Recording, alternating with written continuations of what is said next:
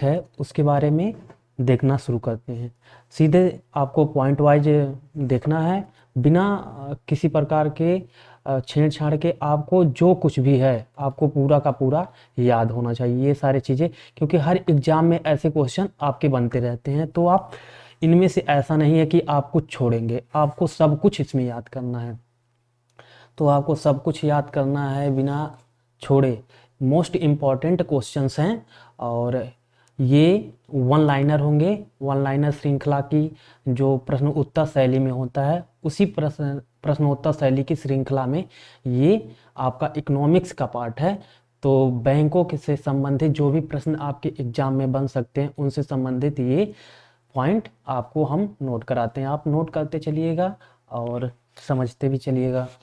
तो सबसे पहले भारत में पहला बैंक कौन था? तो भारत में पहला बैंक आपको पता है कि हिंदुस्तान बैंक था। कौन था? हिंदुस्तान बैंक था, जिसकी स्थापना 1770 में हुई थी।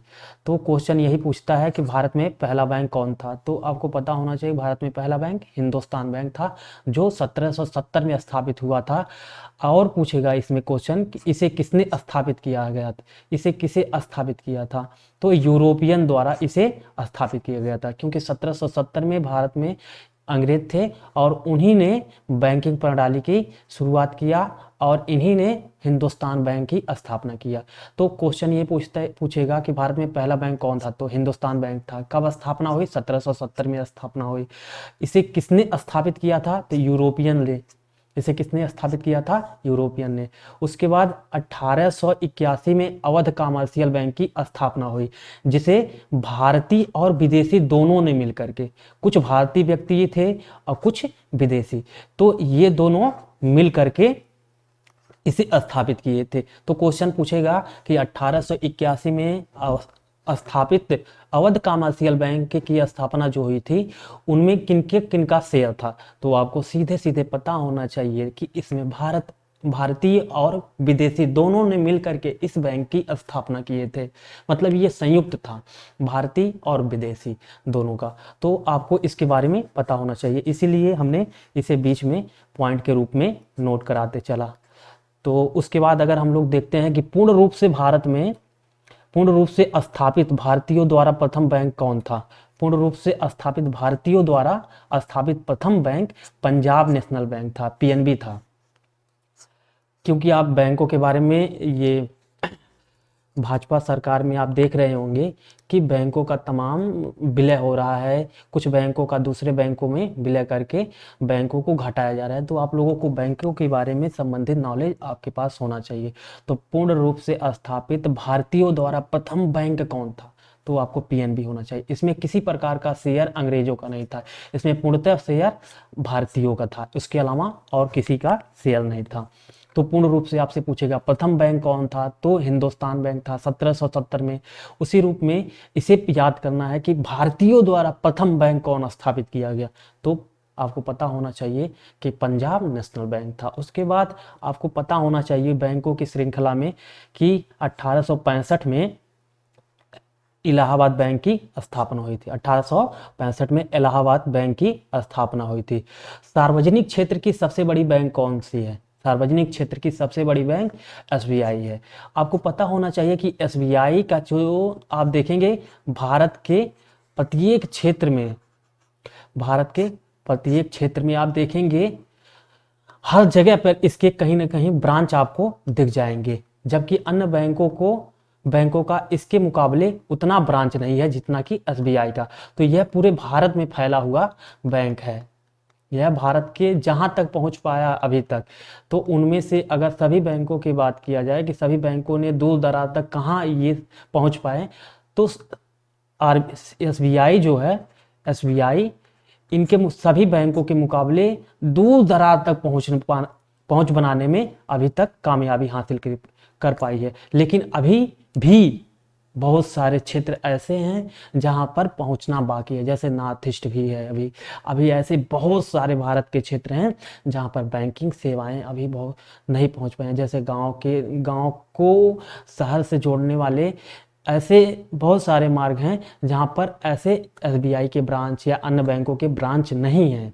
क्योंकि वहाँ से गांव से लोगों को शहर तक आना पड़ता है, 10 मील 20 मील। अभी बहुत सारा ऐसा क्षेत्र है जहाँ पर एसबीआई या अन्य बैंकों का ब्रांच नहीं है। लेकिन फिर भी अगर हम बात करें सार्वजनिक क्षेत्र की सबसे बड़ी बैंक कौन सी है, तो एसबीआई आपको लगाना हो। और निजी क्षेत्र की सबसे बड़ी बैंक कौन सी है, तो आईसीआईसी बैंक है। कौन है, आईसीआई।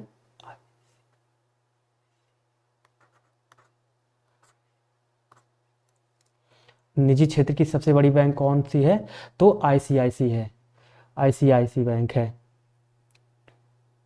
तो आपको पता होना चाहिए कि निजी क्षेत्र की हो गई और सार्वजनिक क्षेत्र की, तो ये दोनों चीज़ें आपको पता होना चाहिए।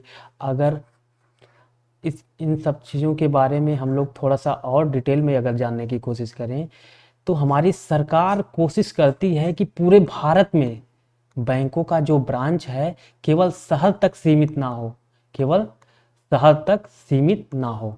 इसलिए सभी बैंकों को क्या करती है, दूर दराज तक सेवाएं प्रदान करने के लिए इन बैंकों का विस्तार करने की कोशिश करती है। दूर दराज तक बैंकों का विस्तार कराने की कोशिश करती है। वैसे अगले पॉइंट में आगे पॉइंट है इसके बारे में, तो अभी हम देखते नहीं हैं, बस आपको बताते हैं दूर दराज तक सेवाएं सुलभ रूप में लोगों को प्राप्त हो सके। बैंकिंग से संबंधित जो सेवाएं हैं जैसे बीमा, बैंकिंग, ऋण, कृषि ऋण, ये सारी जो चीजें हैं ना, लोगों को आसानी से प्राप्त हो सके, इसीलिए बैंकों का विस्तार दूर दराज तक करने की कोशिश की जाती है। अब आपको ये बता दिया कि सार्वजनिक क्षेत्र की और निजी क्षेत्र की। मान लीजिए ये जो निजी क्षेत्र की है, आईसीआईसीआई, ये जो आईसीआईसी बैंक है ना, ये आरबीआई एसबीआई के बाद निजी क्षेत्र में सबसे ज्यादा दूर दराज तक पहुंच बना सकी है। ऐसे भी क्वेश्चन पूछ सकता है कि निजी क्षेत्र की सबसे बड़ी बैंक आईसीआईसी बैंक है।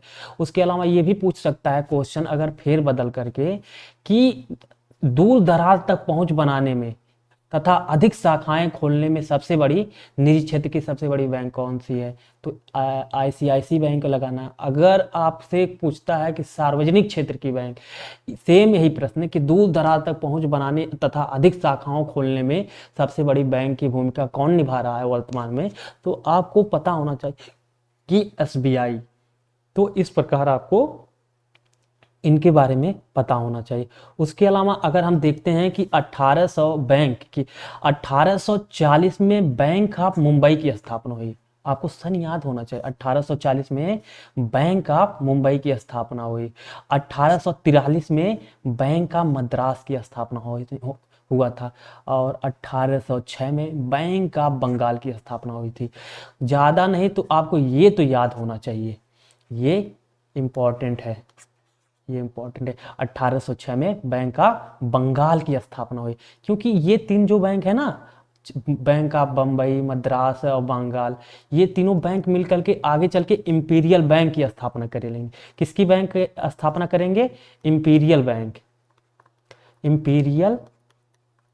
इंपीरियल बैंक की स्थापना करेंगे, बैंक की स्थापना करेंगे। और यही बैंक आगे चल के एसबीआई में परिवर्तित होता है। किसमें परिवर्तित होता है, इसी का नाम बदल के एसबीआई कर दिया जाता है। तो आपको इन तीनों बैंकों के बारे में याद होना चाहिए। क्वेश्चन पूछता है कि इंपीरियल बैंक किन बैंकों की संयुक्त रूप से स्थापना के बाद इनकी स्थापना हुई थी, मतलब पूछता है कि इंपीरियल बैंक किन किन बैंकों का संयुग्मन था।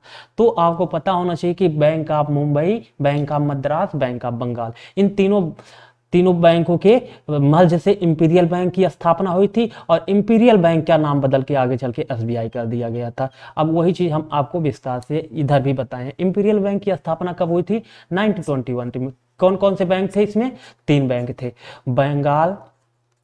बंगाल था, महाराष्ट्र, सॉरी, बंगाल था, उसके बाद मद्रास था, बंगाल, मद्रास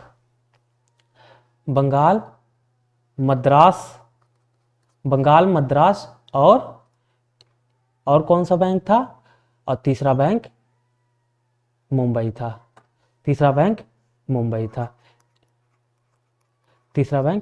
था, इन तीनों बैंकों के मिलने से इंपीरियल बैंक की स्थापना हुई थी। इन तीनों बैंकों के मिलने से इंपीरियल बैंक की स्थापना हुई थी। इंपीरियल बैंक, उसके बाद अगला क्वेश्चन बन सकता है इंपीरियल बैंक किन किन बैंकों के मिलने से बना, तो वही आपको हम बता दें कि बंगाल, मुंबई, मद्रास, बंगाल, मुंबई, मद्रास, इन तीनों बैंकों के मिलने से इंपीरियल बैंक की स्थापना हुई थी। अगला क्वेश्चन बन सकता है इंपीरियल बैंक का नाम बदल के एसबीआई कब किया गया, तो 1 जुलाई 1955, ये सन आपको याद होना चाहिए। 1 जुलाई 1955 में इंपीरियल बैंक का नाम बदल के एसबीआई कर दिया गया। इंपीरियल बैंक का नाम बदल के एसबीआई कर दिया गया। अगला क्वेश्चन बन सकता है इंपीरियल बैंक से एसबीआई नाम परिवर्तित करने के लिए किस समिति ने सिफारिश किया था, किस समिति ने सिफारिश किया था इंपीरियल बैंक से एसबीआई नाम परिवर्तित करने के लिए सिफारिश किया, किस समिति ने, तो एडी गोरेवाला समिति, एक समिति की स्थापना हुई थी, बैंकों से संबंधित एक समिति की स्थापना हुई थी जो इंपीरियल बैंक का नाम बदल के एसबीआई करने के लिए सुझाव दिया था। क्या किया था? सुझाव दिया था। एसबीआई करने का सुझाव दिया था। अब इन्हीं के सुझाव पर एसबीआई नाम पड़ा था। तो क्वेश्चन पूछेगा कि इंपीरियल बैंक का नाम बदल के एसबीआई करने का सुझाव किस समिति ने दिया था, तो आपको पता होना चाहिए एडी गोरेवाला समिति ने, क्योंकि क्वेश्चन पूछा जा सकता है तो आपको पता होना चाहिए। भारतीय महिला बैंक की स्थापना कब हुई थी? ये बैंक नया है और इसलिए आपको पता होना चाहिए।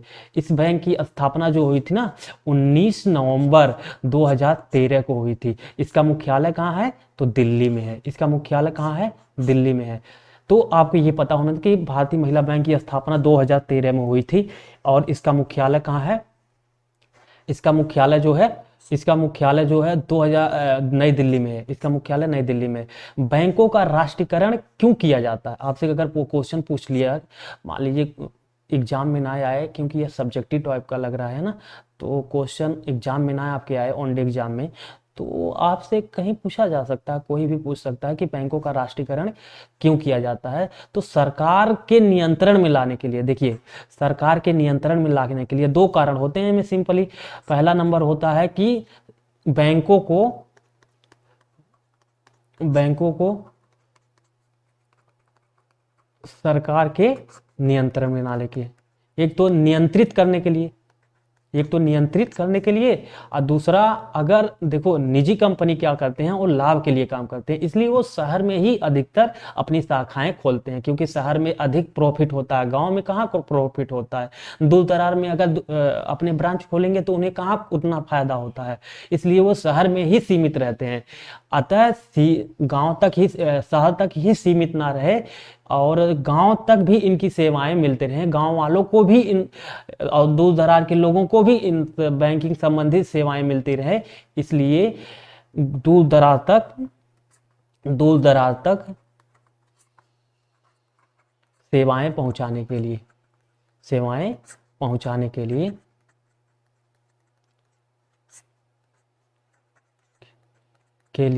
राष्ट्रीयकरण किया जाता है। दूर दराज तक पहुंचाने के लिए राष्ट्रीयकरण किया जाता है। तो ये 2 कारण थे कि राष्ट्रीयकरण क्यों किया जाता है। अगर अगला क्वेश्चन हम लोग देखें, बैंकों के राष्ट्रीयकरण प्रक्रिया कब शुरू किया गया?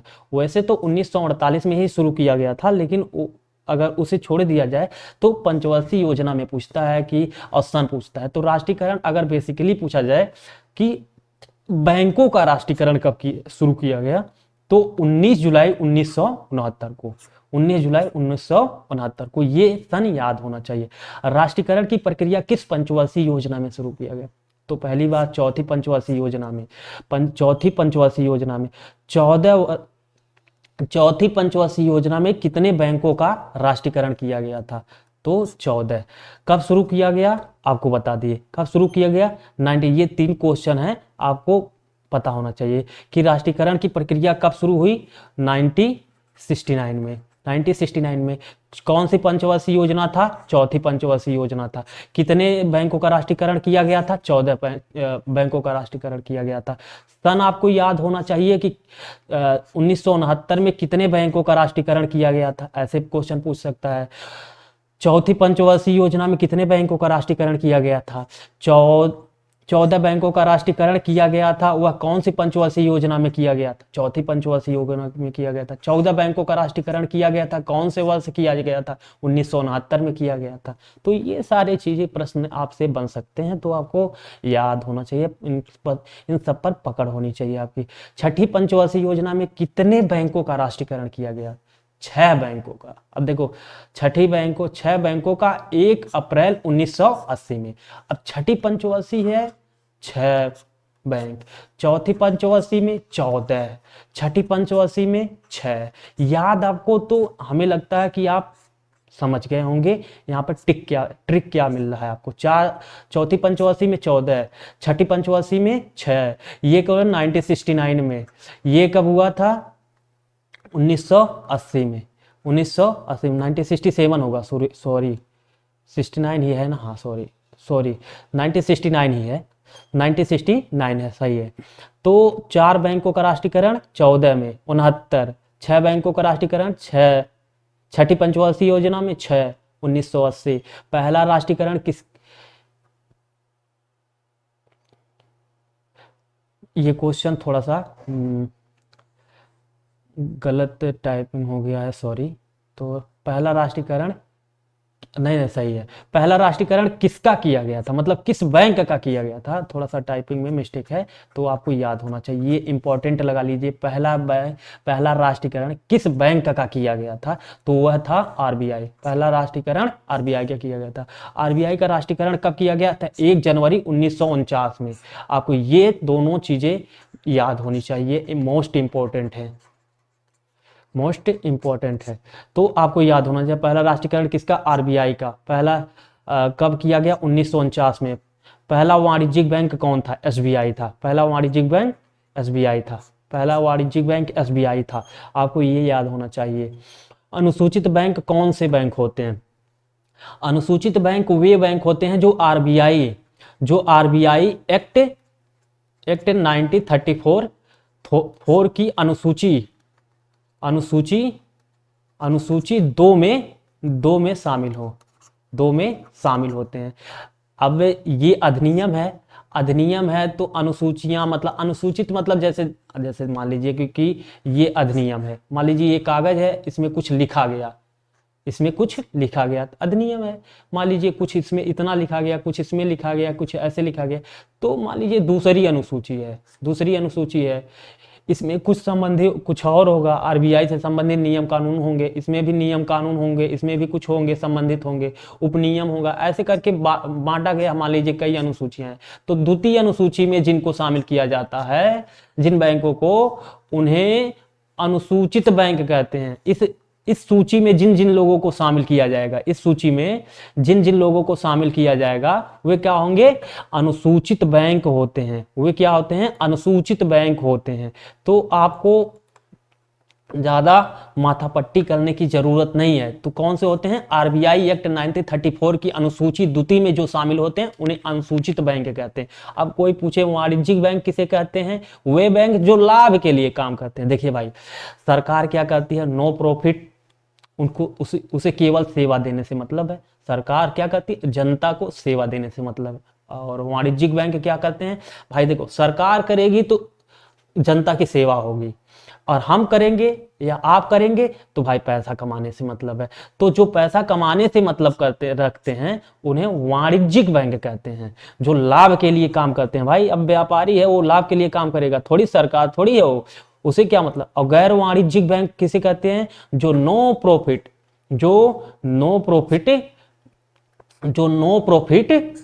और नो लॉस पे काम करते हैं। भाई आपने देखा होगा कुछ एनजीओ ऐसे होते हैं जो पैसे कमाने के लिए नहीं, बाकी ऐसे बहुत सारे लोग हैं जो बैंकिंग सेवा देते हैं, जो लाभ के लिए नहीं, 0% ब्याज पर देखे होंगे कि 0% ब्याज पर कई सारे बैंक ऐसे हैं जो 0% ब्याज पर लोगों की सहायता में ऋण देते हैं। तो लाभ के लिए नहीं काम कर रहे हैं, बल्कि जनता की सेवा के लिए काम है। तो निजी व्यक्ति, क्योंकि उनकी बड़प्पन के लिए, वो अपने पैसे, उनके पास बहुत पैसा कमाया, तो वो सोचते हैं कि जनता के कल्याण में कुछ पैसे खर्च हों, तो जनता के कल्याण के लिए कुछ पैसे खर्च करते हैं। तो वो होते तो वाणिज्यिक बैंक ही हुए, हैं तो वाणिज्यिक बैंक, लेकिन लाभ के लिए काम नहीं करते हैं, तो वे उन्हें कौन से बैंक कहा जाता है? गैर वाणिज्यिक बैंक कहते हैं, जो नो प्रॉफिट मतलब बिना लाभ के, और बिना लाभ, न तो उनके पास लाभ होता है और न ही हानि होती है। तो इस तरह जो काम करते हैं उन्हें गैर वाणिज्यिक बैंक कहते हैं। अब अगर हम बात करें भूमि विकास बैंक की स्थापना कब हुई, तो भूमि विकास बैंक की स्थापना 1959 में हुई। सीधे सीधे आपको बस याद करते चलना है और ज़्यादा कुछ करने की जरूरत नहीं है, आपको बस याद होना चाहिए ये सारे पॉइंट, क्योंकि ये सारे पॉइंट आपको बहुत ही इंपॉर्टेंट पॉइंट हैं। और अगर हम अगला बात करें, भूमि विकास बैंक का मुख्यालय कहाँ है, तो मद्रास में है। भूमि विकास बैंक का मुख्यालय मद्रास में है। विकास बैंक का मुख्यालय मद्रास में है। उस एकमात्र बैंक का नाम बताइए जो किसानों को दीर्घकालिक ऋण प्रदान करता है, जैसे 15 से 20 साल के लिए ऋण देता है। सोचो, किसानों के लिए 15 से 20 साल के लिए ऋण देता है। ये बैंक कौन सा है? भूमि विकास बैंक है, जिसका मुख्यालय मद्रास में है। भूमि विकास बैंक किस कार्य के लिए ऋण देता है? देखो, भूमि विकास बैंक है, नाम से ही आपको पता है, तो भूमि सुधार से संबंधित ऋण देता है। भूमि सुधार से संबंधित ऋण देता है ये।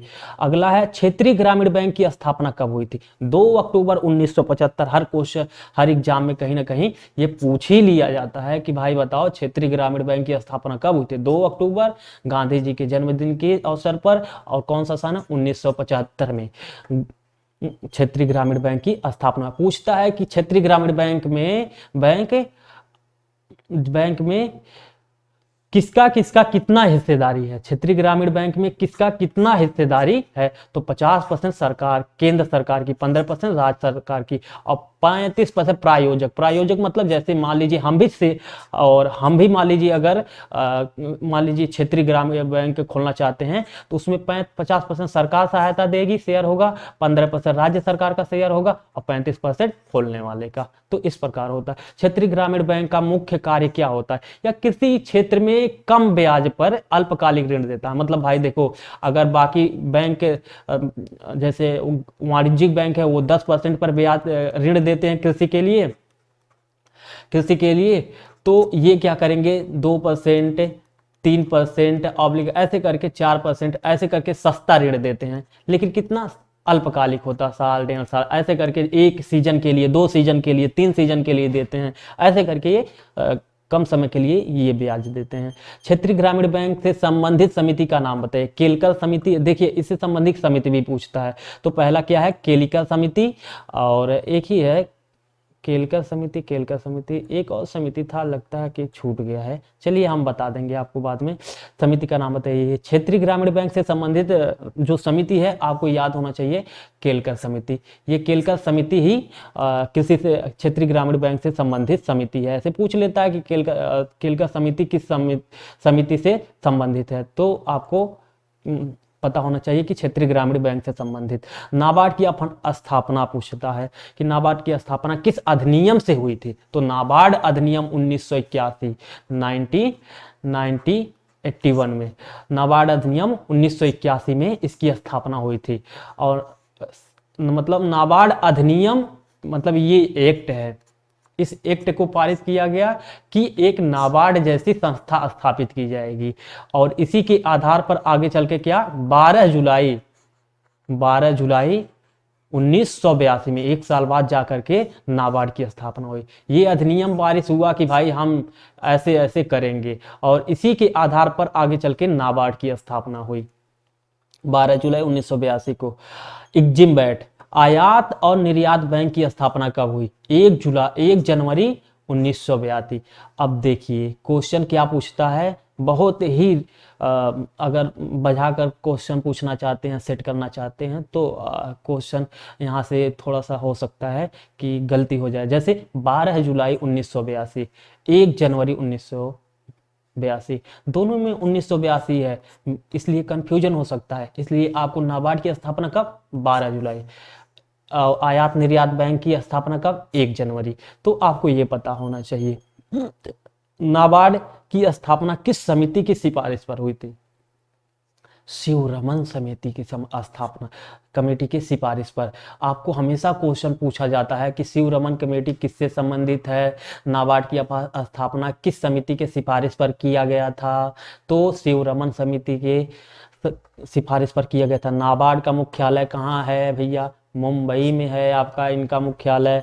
उसके बाद अगला क्वेश्चन पूछता है भुगतान बैंक की शुरुआत क्यों किया गया था। वित्तीय समावेशन, देखिए वित्तीय समावेशन को बढ़ावा देने के लिए। वित्तीय समावेशन मतलब बैंकिंग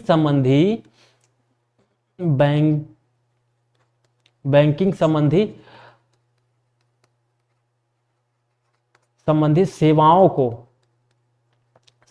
को लोगों तक पहुंचाने के लिए। लोगों मतलब दूर दराज तक लोगों को बैंक से संबंधित सेवाएं, जैसे एग्जांपल बैंकिंग सेवाएं क्या है, बीमा हो गया बैंकिंग, बीमा ऋण पेंशन इत्यादि जैसे सेवाएं दूर दराज तक पहुंच जाएं, लोगों के खाता खुल जाए। हाँ, और एक काम और इसमें जोड़ सकते हैं, लोगों का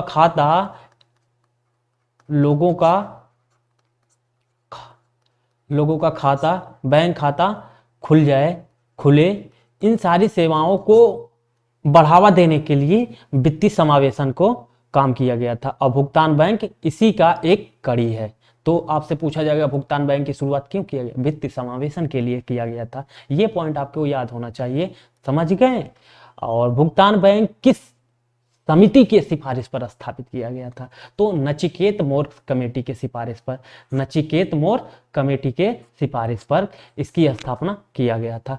भुगतान बैंक केवल जमा स्वीकार करता है, उधार नहीं देता। आपको ये बात हमेशा याद रखना है कि भुगतान बैंक जो है ना, केवल और केवल जमा लेता है,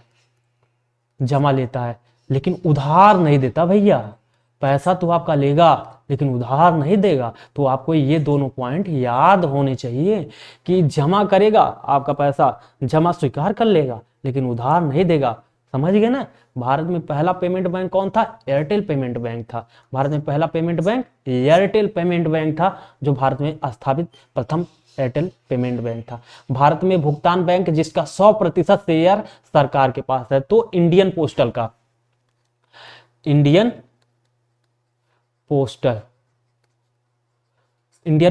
100% शेयर जो है ना, सरकार के पास है, इसलिए यह पूर्णतः सरकारी है। उसके अलावा 100% वाला शेयर वाला नाबार्ड भी है। नाबार्ड भी अगर बात किया जाए, नाबार्ड का भी शेयर 100% सरकार के पास है। इसमें किसी का हिस्सेदारी, किसी प्राइवेट कंपनी का हिस्सेदारी नहीं है। तो आपको ये पता होना चाहिए कि 100% शेयर सरकार का है। तो थैंक यू सर दोस्तों, आज के लिए बस इतना ही, और फिर हम लोग अगले लेक्चर में मिलते हैं। और थैंक यू।